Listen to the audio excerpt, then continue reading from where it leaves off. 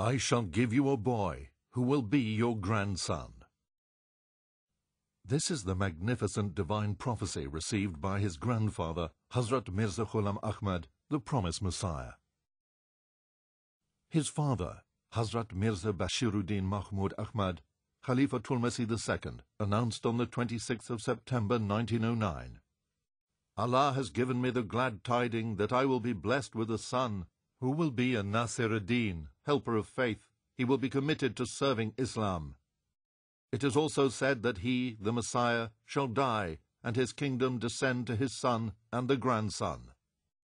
These prophecies were fulfilled in the person of Hazrat Hafiz Mirza Nasir Ahmad, Khalifatul Masih III. ए नासिर दीन तेरी यादें हैं क़ल्बो नज़र का सरमाया इन यादों से हम जीते जी यादों के चमन महकाएंगे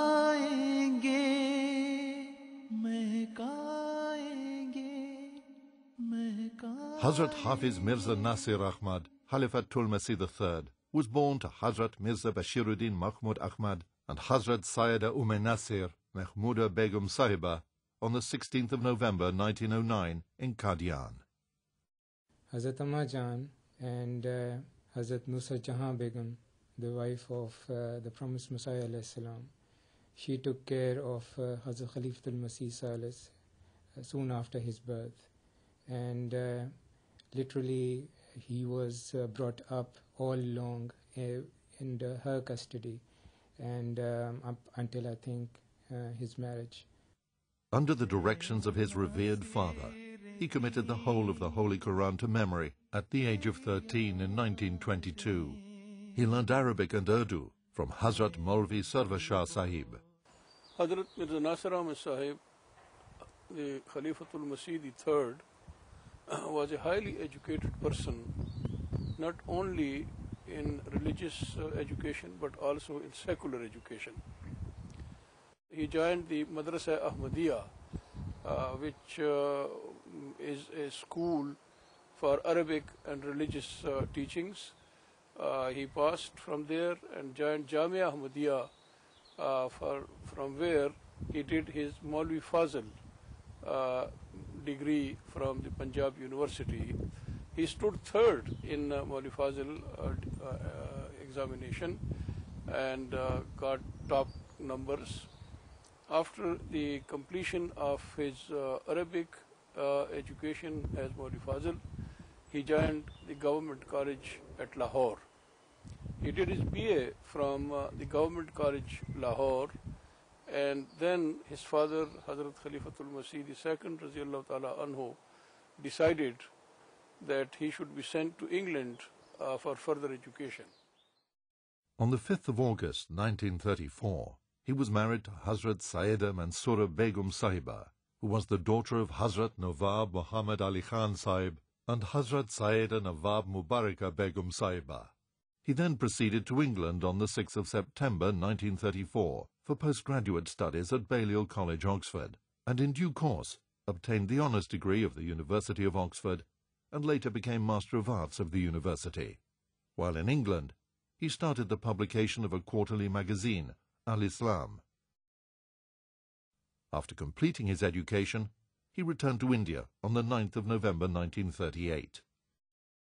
As a Khalifatul Masih Salis returned from the UK after his studies in 1938, and he was appointed in Jamia Ahmadiyya in Qadian and as a lecturer, as a professor in Jamia Ahmadiyya, and then later on became its principal as well. A few years later, he was to become principal of the prestigious TI College, Rabwa.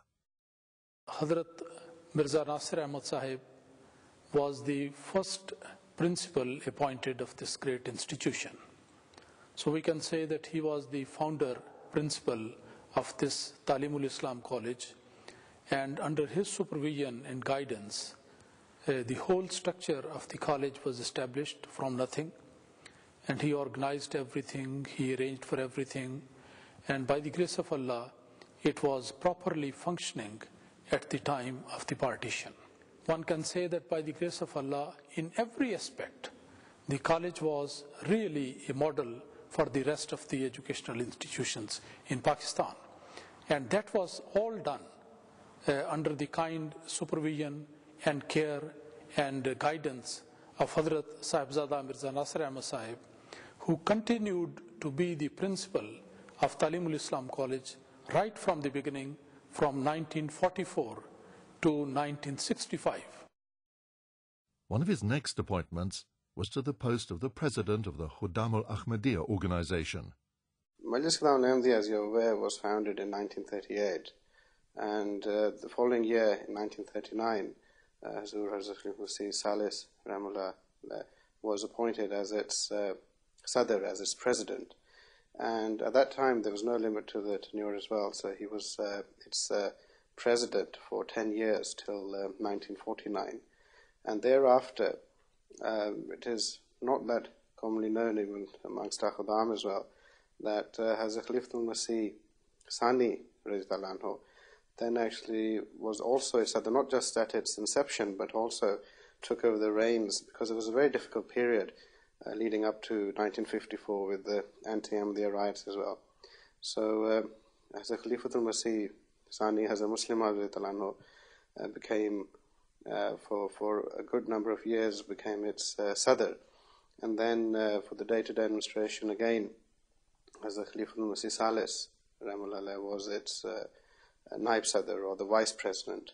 And he carried on in that position till 1954, and then, of course, in other capacities as well after that.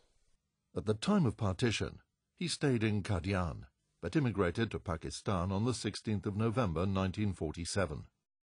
He was to play a major role in the setting up of the Furqan Force Battalion. Furqan Force was a body of members of the Ahmadiyya community. It was the brainchild of Hazrat Khalifatul Masih III, as a Muslim out. And it was primarily to ensure that the government of Pakistan, to give the government of Pakistan able-bodied people who could serve in Kashmir itself, because at that time, especially with the first war over Kashmir as well, from 1948 onwards, it was felt that a lot of members were required to help out in various activities, not necessarily in fighting, but it was similar to perhaps the Homeland Force, which viewers in the UK perhaps may be able to relate to. And a lot of sacrifices were made at that time by a lot of individuals, and they lived in very harsh conditions in Kashmir, helping out in the low-lying areas around the war zones as well. And they assisted the people of Kashmir greatly at that time. Hazrat Khalifatul Masih III, if I remember correctly, was there for roughly between a year to 2 years, from 1948 to 1950, perhaps. And again, a lot of members, some of his brothers were there as well, and a lot of members of the community were there serving at that time, staying away from friends and family, living in very harsh conditions at that time. In 1953, mass riots took place in Pakistan due to Ahmadi opposition. In 1953, a storm of opposition was raised by the non-Ahmadi ulamas against the Ahmadiyya community, demanding that the Ahmadiyya community should be declared a non-Muslim minority in Pakistan. Hundreds of Ahmadi houses were burned, many were martyred, and these were very difficult times for the Ahmadis in Pakistan. Hadhrat Mirza Nasir Ahmad Sahib, who later became Khalifatul Masih III, was the principal of TI College, Lahore. I was also a student in those days in Lahore, and I witnessed all those things with my own eyes. In May 1953, the government decided to arrest some of the top Ahmadis. Hadhrat Mirza Nasir Ahmad Sahib was at his residence in Lahore when around 4 o'clock in the morning an army officer knocked at his door, and Hadhrat Sahib came out of his residence, and the officer said to him that I have warrants of arrest for you. So Hadhrat Mirza Nasir Ahmad Sahib told him to wait for a few minutes so that he can finish his Fajr prayer, and then he will go with him. And then with a smile on his face he said, I was waiting for you because I knew that you are coming, which means that God had already informed him that he was going to be arrested that morning. So they took him to Lahore jail. A case was lodged against him in which he was given the sentence of 5 years imprisonment. In November 1954, he was appointed president of Majlis Ansarullah. During his tenure as president, he infused a new life into the organization. In May 1955, he served as the president of the Sadr Anjuman Ahmadiyya, which office, though honorary, involved the discharge of heavy responsibilities at the center of the organizational pattern of the movement. He carried out the arduous responsibilities of the president diligently, remaining in this position until his election as the Khalifa 10 years later. Hadhrat Khalifatul Masih II passed away at 2 a.m. on the 8th of November 1965. The members of the community converged in large numbers upon Rabwa. The election of the third caliph took place, and that happened on 8th of November 1965, and the venue was Masjid Mubarak in Rabwa, and the time was 7:30 in the evening after the Isha prayer. The meeting was presided by Hadhrat Mirza Aziz Ahmad Sahib, who was at that time the Nazir-e-Ala of Sadr Anjuman-e-Ahmadiyya, Pakistan. He presided over the session, and in that meeting, according to these rules and regulations, the election took place. So following these rules and regulations, when the proceeding of the meeting conducted in Masjid Mubarak, through this meeting, Alhamdulillah, that the name of Hadhrat Sahibzada Mirza Nasir Ahmad Sahib was presented, and all members of the Electoral College, they unanimously agreed on that one, and he was in that way elected as the third successor of the promised Messiah alayhi salatu wasalam. Naturally, those people who were extremely grieved at the passing away of Hadhrat Muslim Maud Raziyallahu Ta'ala anhu, by the grace of Allah, once again the life came back to those people, and they were quite happy and satisfied and full of gratitude that once again the whole Ahmadiyya Muslim community was again united at the hand of Khalifatul Masih. The college met in a deeply prayerful mood, and Sahibzada Mirza Nasir Ahmad Sahib, eldest son of the departed Khalifatul Masih, was elected Khalifatul Masih III by an overwhelming majority of the Electoral College. All the members of the Electoral College entered afresh into covenant of allegiance on his blessed hand. He made a brief address, and then all those who were outside of the Masjid Mubarak, numbering well over 5,000, took the oath of allegiance. As soon as the choice of the Electoral College became known, it was universally felt as if comfort and consolation were descending upon every heart from heaven. On the 9th of November at 4:30 p.m. at the Bahishti Maqbara, Rabwa, the funeral led by the newly elected Khalifa was a deeply moving experience for everyone. Hazrat Mirza Nasir Ahmad Sahib, rahimahullah ta'ala, was serving the Jamaat as the principal of Talimul Islam College, Rabwa, before he was elected as Khalifatul Masih. When he was elected as Khalifatul Masih, he was 56 years old at that time. The most poignant tragedy of his revered father's death was faced by him when he was elected as Khalifatul Masih III. His father, Hazrat Mirza Bashiruddin Mahmud Ahmad, Khalifatul Masih II, Al-Musrihul Maud, Radiyallahu Anhu, had passed away. But he proved to be a wonderful source of comfort, satisfaction, and consolation to all the members of the Ahmadiyya Muslim Jamaat all over the world, not only for that time, but also through the series of crises the Jamaat-e-Ahmadiyya faced in the future at different times during his Khilafat. The blessed period of his Khilafat lasted for 17 years. From the beginning of his Khilafat, he showed proof of great zeal and drive in the pursuit of the objectives of the movement. On 17th of December 1965, Huzur Rahimahullah Ta'ala's first year of his Khilafat initiated the very first project of his Khilafat, where he proposed that a network of food banks be created whereby no member of the community should ever go hungry. He also exhorted the members of the community to refrain from all kinds of un-Islamic rituals. The initiative was very successful.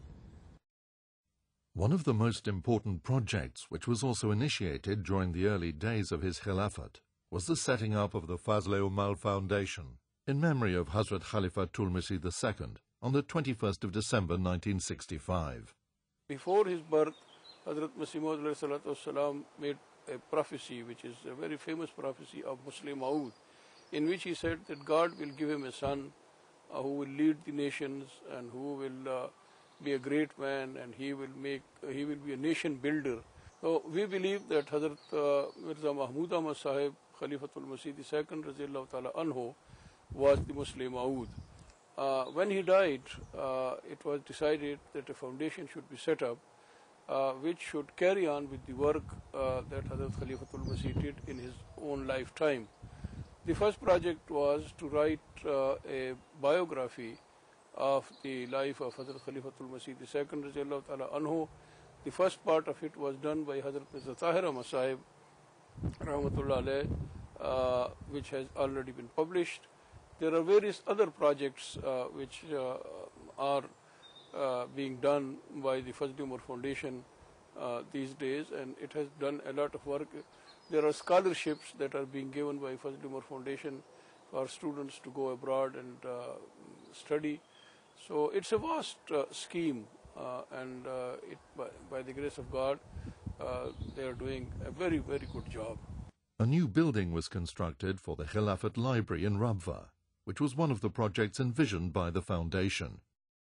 So in 1970, the foundation stone of the Khilafat Library was laid by Hadhrat Khalifatul Masih III at Rabwa. In 1971, the inauguration ceremony took place. I was present during this ceremony, and it has more than 100,000 books now. I think this is the largest library in the outskirts of that particular area. Among various other projects carried out under the auspices of this foundation were construction of a guest house in Rabwa, publication of the book Hukbat-e-Mahmud, which contains all the sermons of Hazrat Khalifatul Masih II in 3 volumes. Cash prizes were awarded to scholars who submitted their dissertations to the foundation on a wide variety of topics. On the 12th of March 1966, Huzur introduced the short-term dedication project known as the Waqf-e-Arzi. The purpose of this project is to promote the learning and teaching of the Holy Quran, as well as imparting a religious knowledge to local members. At their own expense, under Waqf-e-Arzi, thousands of Ahmadis are teaching the Holy Quran to the members of the community, exhorting them to do good deeds and shun evil. The net result of this activity is that members of the Ahmadi Muslim community are receiving religious education and moral training. A famous revelation of the promised Messiah is, "Kings will seek blessings from thy garments." This prophecy was first fulfilled during the time of the Third Khilafat in the person of Sir Singate, who was elected Governor-General of Gambia, West Africa. Mr. Singate, a devout Ahmadi Muslim, was previously president of all the Ahmadiyya branches in Gambia. Once Singate was elected as head of state of the Gambia, he said fervent prayers, thanked Allah for his elevation. For some time, he continued to pray. Then after his prayers, he made a request. And everybody sees that that was a historic request. And the request was to requested Hazrat Khalifatul Masih III that if he could give him a piece of the promised Messiah's garment. In 1967, Huzur travelled to Europe for the first time after becoming Khalifatul Masih. This journey was beneficial in many aspects and significant according to an earlier glad tiding given by God Almighty. Ominous signs of God's support and succor were observed by all. He visited Germany, Switzerland, Holland, Denmark and England. Whilst in Copenhagen, Huzur inaugurated the Nusrat Jahan Mosque on the 21st of July 1967. It's a very impressive mosque. I mean, first of all, it is a very good sign that this mosque is built by women, while women are considered, I mean, those who have nothing to say, nothing to do in Islam. So they contributed, I mean, even under very, very hard and difficult circumstances, enough money to build these mosques.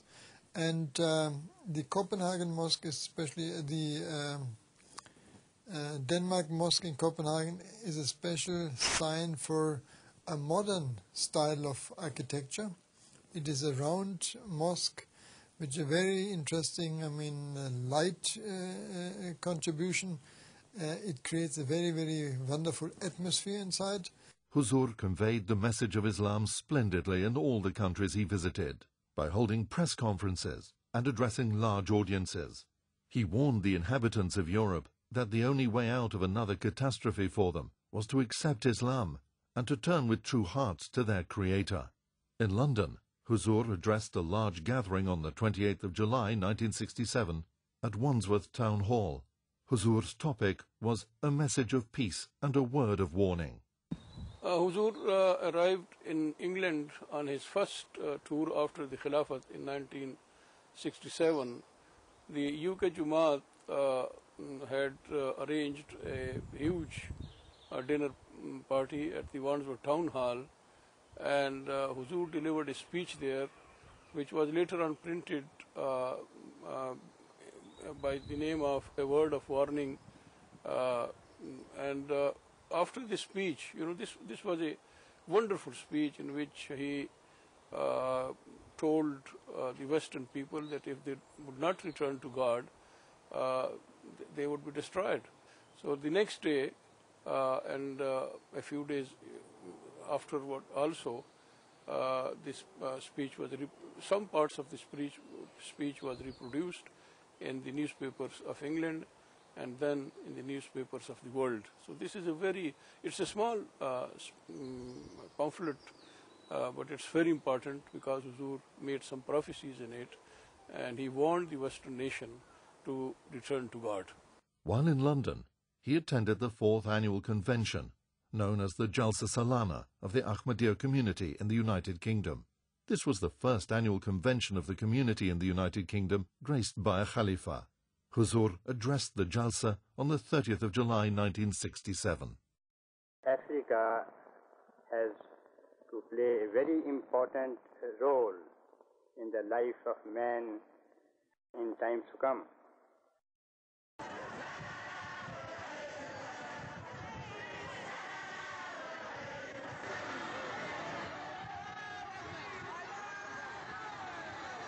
On the 4th of April 1970, Huzur embarked on a 9-week tour of West Africa. He visited Nigeria, Ghana, the Ivory Coast, Liberia, Gambia and Sierra Leone. Large Ahmadiyya communities had flourished in these countries for quite some time. Members had longed to see Huzur in person. At last, their intense desire was fulfilled. African Ahmadi men, women, children and even elderly travelled long distances to see Huzur.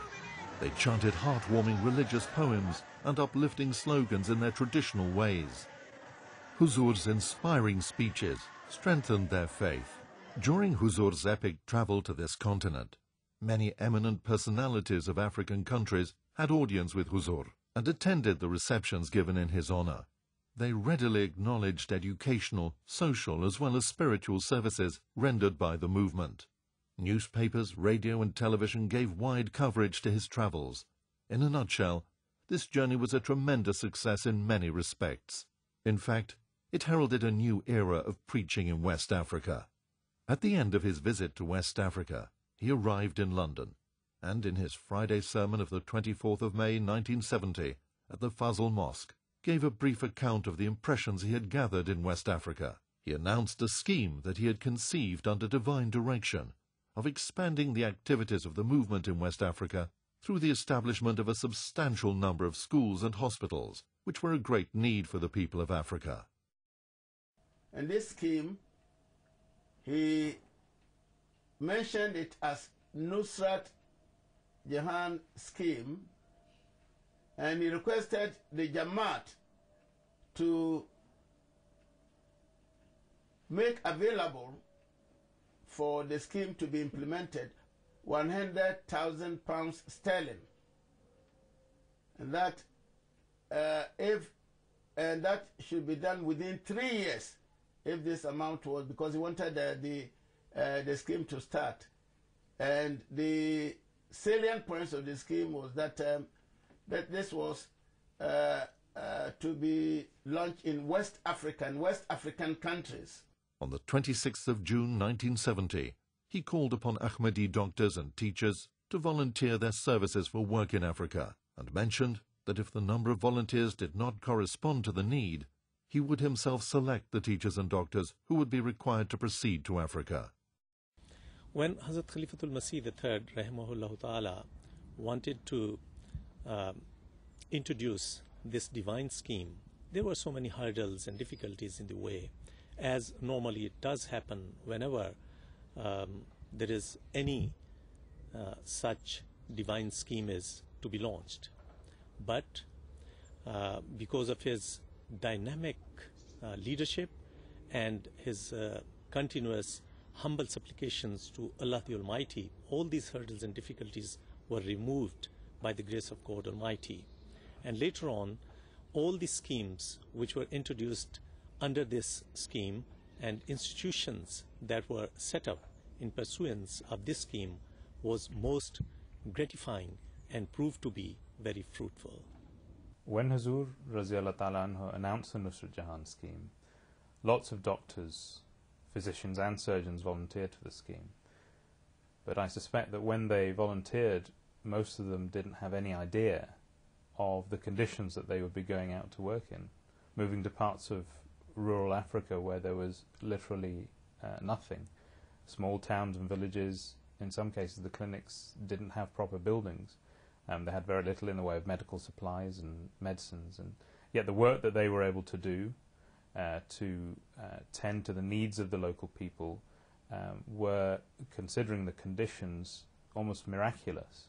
And although their aim was to help as many people as possible for free, they were still successful from a financial point of view, such that they were able to build the buildings that they needed, able to equip them with the medical supplies that they needed in order to run their clinics as well as possible. In fact, many of the clinics were so successful that they were able to multiply and open further clinics in other parts of Africa.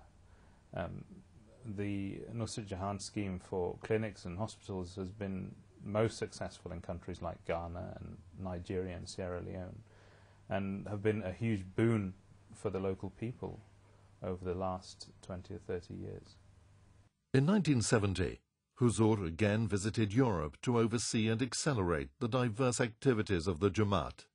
During this tour, he visited the United Kingdom, Holland, Switzerland, West Germany and Spain.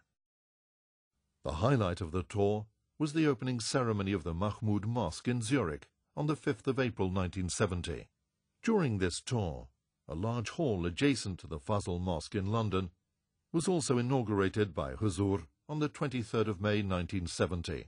It was built in memory of Hadhrat Khalifatul Masih II and was named after him as the Mahmud Hall. The foundation stone of this hall was laid by Huzur on the 30th of July 1967.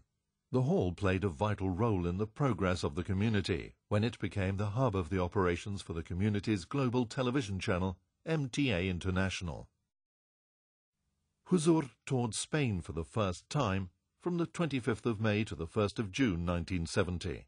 During this tour, Allah revealed to him that in future times to come, the Jamaat will have tremendous success and expansion in Spain, which was unthinkable at the time. On the 31st of March 1972, Huzur inaugurated the magnificent Al-Aqsa Mosque in Rabwa, accommodating over 150,000 worshippers. The Ahmadiyya movement was formally initiated in March 1889 and completed its first century in March 1989. Hadhrat Khalifatul Masih III made an announcement concerning the celebration of the centenary of the movement in the annual conference of 1973, in which he enumerated a number of projects which he had in mind in connection with the centenary. Huzur called upon the community to pledge the amount of 25 million rupees to finance the projects and the celebration of the centenary. The pledges, however, received in this respect were 4 times the requested amount. But one thing more very importantly, which Hadhrat Khalifatul Masih III rahimahullah ta'ala started regarding the celebration of the first centenary, that was the spiritual program for that. So Hadhrat Khalifatul Masih III rahimahullah ta'ala, he invited the attention of the members of the Jamaat that Jamaat Ahmadiyya firmly believes in the divine support with the help of Allah Almighty, and everything can be accomplished and can only be accomplished if the divine help is there. For that purpose, everybody was reminded that they should particularly follow those guidelines which Huzur gave in detail, and he pointed out certain prayers, that these are the prayers of the Holy Quran and given by the Holy Prophet ﷺ, which the members have to repeat in so many times. In 1973, Huzur embarked upon his 3rd European tour. He visited the UK, Holland, Germany, Switzerland, Italy, Sweden and Denmark. The bigoted section of Orthodox Muslim divines in Pakistan were much perturbed by the announcements of Huzur concerning the centenary celebrations. Time after time, the plans that they had devised for the purpose of stopping the progress of the movement had been frustrated. By the grace and mercy of God, and from each trial, the movement had emerged in greater strength and spirit. Rather than learning a lesson from their repeated experiences, their bitterness and hostility towards the movement had continued to mount, and the announcement of the centenary celebrations put them in a mood of desperation. Well, I think it was in April 1974 when an incident was, a very unpleasant incident, was orchestrated by the mullahs on the Rabwa station. And as a result of that, as they had planned, a wave of protests, marches and riots were created by them throughout the Pakistan against the Ahmadi Muslims. In those riots, hundreds of people were actually martyred, they were killed, including women and children. Their properties were looted, their houses, their shops, their businesses were burned, and it was absolutely callous. And the important thing is that throughout these atrocities against humanity, for no reason other than the faith, that the police and the federal security services, they all were present there in hundreds, but they always stood purely as they looked upon, and they enjoyed the scenes. They did not intervene, they did not even take any steps to stop these atrocities. The community again set an example of perfect steadfastness under extreme suffering and complete confidence in God. The bereaved and the afflicted managed to make their way to the headquarters of the movement, where Huzur applied the healing balm of compassion and love to their lacerated souls, and sent them back comforted and consoled. They came with grief-stricken, gloomy faces, and went back smiling and cheerful. Well, actually, it's quite ironic, because lots of Ahmadis, and a great deal of number of Ahmadis in Pakistan had very flourishing businesses, large businesses, very profitable businesses, very renowned businesses. And those were burnt and looted and gutted.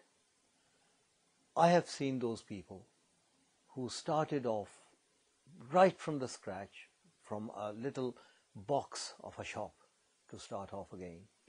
And by the grace of Allah, that the world saw them, that they flourished. They even did, in instances, they even did better than before. They were back on their feet in no time. And it was quite amazing to see that the same people redeveloped their businesses, again back to the same glory, if not better. Under the leadership of their beloved Khalifatul Masih, the community at large emerged from the trial stronger, more united and in greater vigor than had been the case before the troubles started. This was something that puzzled the opponents of the movement, and which they were not able to comprehend. They felt that a greater effort on their part was called for in order to coerce the members of the movement into submission. There were slogans against the community, processions against the community, meetings were being conducted in various places, and throughout the country, a wave of opposition against the community started. And things went like this, and as a result of that, many Ahmadis, scores of Ahmadis, actually they had to lay down their lives. They became the martyrs of Ahmadiyyat for the sake of Ahmadiyyat, for the truth. And their houses were put on fire, their properties were damaged, and they were beaten up, they were insulted, they were boycotted, their food provisions were stopped from them, and all types of tortures was inflicted upon them. So those days were actually very, very tough for the community. And on one side, this was happening. On the other side, the movement started by the mullahs of the time that the Ahmadiyya Jamaat should be declared a non-Muslim community. In 1974, there was again a lot of instigation against the Jamaat, and a lot of anti-Ahmadiyya sentiment was fomented by the mullahs at that time. And their main premise was that members of the community, and at least as far as the law, as far as the constitution was concerned, that members of the Jamaat are to be declared non-Muslims. And so the government at that time, which was that of the Prime Minister at that time, was Zulfikar, and his government at that time then proceeded to put this towards the National Assembly.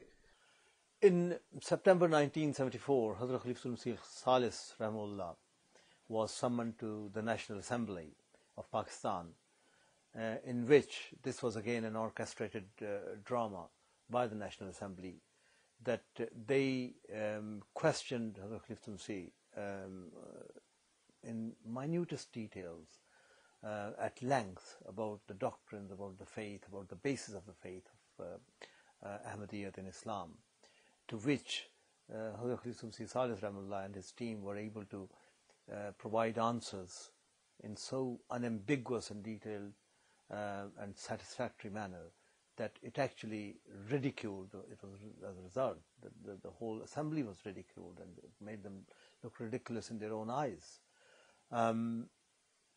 Nevertheless, as it had already been planned, the motion was carried by the National Assembly, it was sent to the Senate, and within the matter of hours of having been sent, it was passed by the Senate, just as it had been planned. Despite repeated requests, the proceedings of the Committee of the National Assembly have not yet been made public, proof that the opponents of the movement did not emerge with any credit from the proceedings. As has always been the case in the history of the movement, this is only one side of the picture. Naturally, that was very disappointing, that was totally wrong. But the result was that while this decision was taken on one side, there was a lot of people within Pakistan who became more curious, and they decided that we should find out what is the reality about that, instead of taking the decision in this way that, well, if the government has decided, that must be right. There were many, many people in all parts of Pakistan who became very curious that after all, why this decision has been taken. So let's go and find out. So the result was that more and more people contacted the Ahmadis here and there and demanded for literature and demanded for explanation and wanted to have more and more information. And also, large number of people, they started visiting Rabwa. The instigation against the Jamaat at that time, and after the motion was tabled, there was a lot of anti-ahmadiyya sentiment, and really it was to ensure that the government of that time coerced and confirmed, and basically through the legislative body declared us as non-Muslims.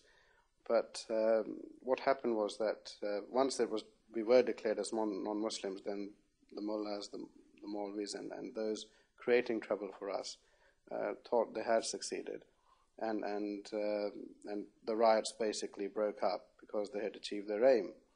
But such is the way of Allah that Zulfikar Ali Bhutto himself, who had instigated this and whose government had actually led to us being, at least in the eyes of the law for Pakistan itself, being declared as non-Muslims. He himself was, through the instigation of General Zia in 1979, and in league with the same people, really, who had instigated this. Then they got rid of him, and he was executed after, again, a trial. And we again regard it as divine retribution in some regards for carrying on with declaring us as non-Muslims. In 1975, Hadhrat Khalifatul Masih III visited the United Kingdom, West Germany, Denmark, Sweden, Norway, Holland and Switzerland. Laying the foundation stone of the Nasir Mosque at Gothenburg, Sweden, on the 27th of September 1975, was a momentous event of this tour. In July 1976, Huzur paid a visit to Ahmadi communities in the United States and Canada. Huzur arrived in Washington on the 25th of July 1976 and visited New York, Dayton and New Jersey. This was the first time that an Ahmadi Khalifa had travelled to this part of the world. This was indeed a very successful visit. Various Ahmadis got the opportunity of meeting with the exalted personage and benefiting from his sublime discourses. He attended various receptions and press conferences while he was in North America. One such reception was held at World Trade Center in New York on the 4th of August 1976. He also attended the 29th Jalsa Salana, the annual convention of USA Jamaats, during his visit. First Jalsa Salana of United States of America, it was that any Khalifa attended. One of the most eventful incidents of the Third Khilafat, and indeed of the Ahmadiyya movement, was the Deliverance of Jesus from the Cross conference that took place in London in June 1978. Huzur arrived in London in June 1978, and the conference itself was opened on the 2nd of June at the Commonwealth Institute in Kensington, London. Literature relevant to the theme of the conference, produced by the eminent historians and writers, were on display. For this historic event, believers and friends came to gather information and to be addressed by Orientalists, archaeologists, scholars and theologians of many religions who had been invited from all over the world to speak on their beliefs. The opening ceremony took place before a packed main hall and to overflowing audiences in adjacent halls by television. There were participants from Pakistan, India, Africa, Asia, Europe and the USA. Eminent speakers like Sir Zafrullah Khan and Sahibzada Mirza Muzaffar Ahmad read their scholarly papers. In his address, Huzur spoke of the total uniqueness and perfection of God, the creator and master of all, and of man's total dependence upon him.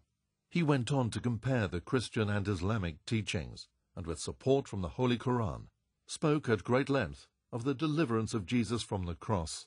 He conveyed with great love and humility the message to millions. Thousands of Europeans who listened to Huzur's address were impressed by the depth and breadth of his knowledge. Newspapers from around the world, magazines, television and radio carried news of the event in their respective countries.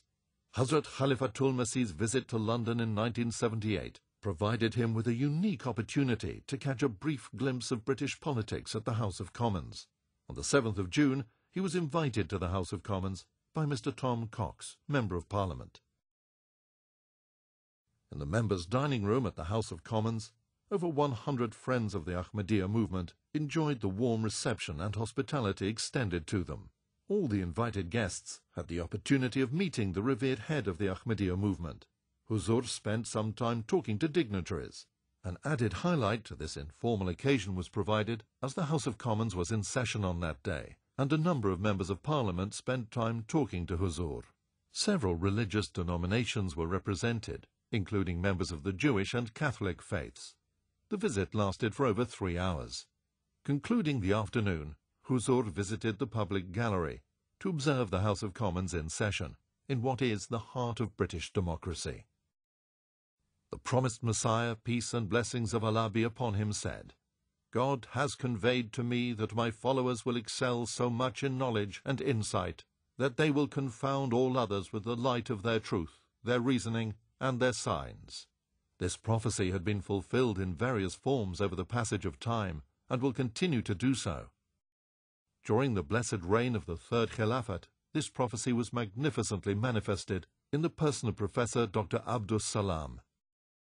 I am a theoretical physicist, and we theoretical physicists are engaged on the following problem. We would like to understand the entire complexity of inanimate matter in terms of as few fundamental concepts as possible. He was a renowned scientist who received the Nobel Prize in Physics in 1979 from the King of Sweden. He was the first Muslim, and in fact first Pakistani, to receive this prestigious award. Just by way of background, of course, when my father was awarded the Nobel Prize in October 1979, he received a phone call from the Nobel Foundation that morning, and his immediate reaction upon receiving this amazing piece of news was to come straight to the Khalifatul Masih in London and offer Nawafil prayer. And then he returned back to home and began the various phone calls. And of course his first phone call was to Hadhrat Khalifatul Masih III to inform him of the news. And I know, I wasn't actually there at the time, but my mother told me afterwards that the message from Huzur was of warm congratulations, and of how this is a great matter of pride, for all Ahmadi Muslims and all Pakistanis and the whole world over, that the first Muslim to win a Nobel Prize for Physics was an Ahmadi. In 1980, Hazrat Khalifatul Masih again travelled to Europe. Huzur inaugurated the Nur Mosque in Oslo, Norway, on the 1st of August 1980. The highlight of this tour was the laying of the foundation stone of the Basharat Mosque in Pedroabad, near Cordoba, Spain, on the 9th of October 1980. This was the first mosque to be built in Spain, 700 years after the Spanish Inquisition. On this occasion, he announced the magnificent Islamic motto, "Love for all, hatred for none." Later, Huzur travelled to Canada and the United States. This was Huzur's last tour of any country outside Pakistan. The tours of Hazrat Khalifatul Masih Salis, Rahimullah, like any other tours of a Khalifa, is to elevate the spiritual the elevation of the Ahmadis all over the world. And it is the Khalifa who is the man of God. And ultimately, practically people all over the world, the Ahmadis all over the world, they can't practically come to the Khalifa all the time. So the Hazrat Khalifatul Masih Salis travelled a lot in terms of, to Europe, to Canada, to the United States, and there he had the opportunity to meet Ahmadis, as well as to actually proclaim and spread the message of Ahmadiyya through Islam. So that was the first contact those Ahmadis had after a long time, who couldn't actually come to Pakistan all along. So that was one significance, that number one, Ahmadis could actually get in touch with their beloved Khalifa.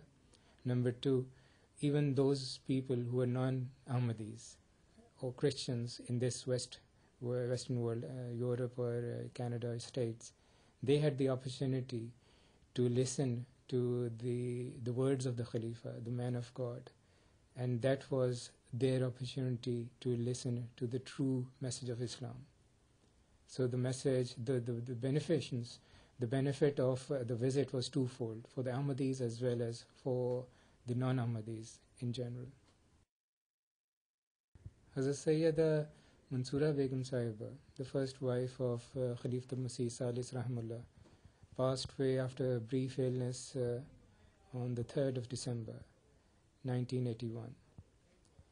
And she was the daughter of Hazrat Nawab Mubarakah Begum Sahiba, the daughter of the promised Messiah alayhi salam.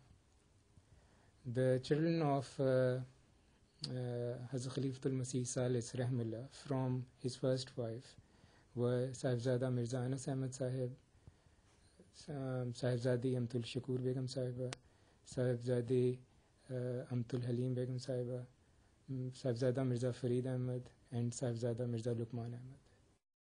After the demise of his first Begum, in 1982, Hazrat Khalifatul Masih III again decided and thought about remarrying. And it was a step he took not very lightly. He prayed and supplicated for 40 days. He also requested the elders of the Jamaat at that time to do dua istikhara. And eventually he was reassured, divinely reassured, that his supplications had been met, and that he was comforted that yes, he felt he was comfortable with proceeding with the marriage. And I think on the 11th of April in 1982, he had the nikah and he was married to Sayyida Tahira Siddiqa Sahiba, and she is the daughter of a very devout Ahmadi.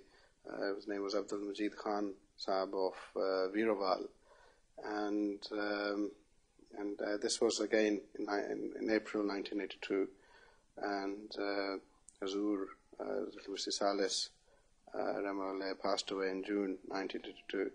So the marriage was for a few months, but again it was at that time. Before that, it was again the Jamaat again felt very comforted by it as well. In June 1982, while Huzur was visiting Islamabad, he suffered a severe heart attack. He passed away on the 9th of June 1982 at 12:45 p.m. in Islamabad at the age of 73. May his soul rest in peace. After his death, Hazrat Khalifatul Masih, the janazah was brought to Rabwa. There was the election of the fourth Khalifa, who was Hazrat Mirza Tahir Ahmad Rahimullah. And it was in the evening of the election that the janazah, the tadfeen of Hazrat Khalifatul Masih Sadis Rahimullah took place in Beheshti Maqbara. And I still remember those days, because I was very standing or walking as well all along, very close to Hazrat Khalifatul Masih Rabi Rahimullah.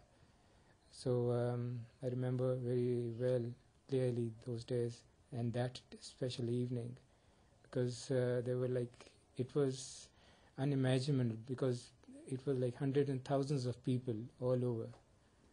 So wherever one could see, it was like a crowd, and people had gathered from all over the world to offer their respects and to participate in the janazah of Hazrat Khalifatul Masih Salis Rahimullah. Huzur's passing was a grievous loss to the community, but everyone bore the tremendous loss with fortitude, keeping in view the sublime teachings of Islam. During the 17 years of his Khilafat, Hazrat Khalifatul Masih III, with his unique leadership and strength, was certainly able to expand and serve the Jamaat remarkably.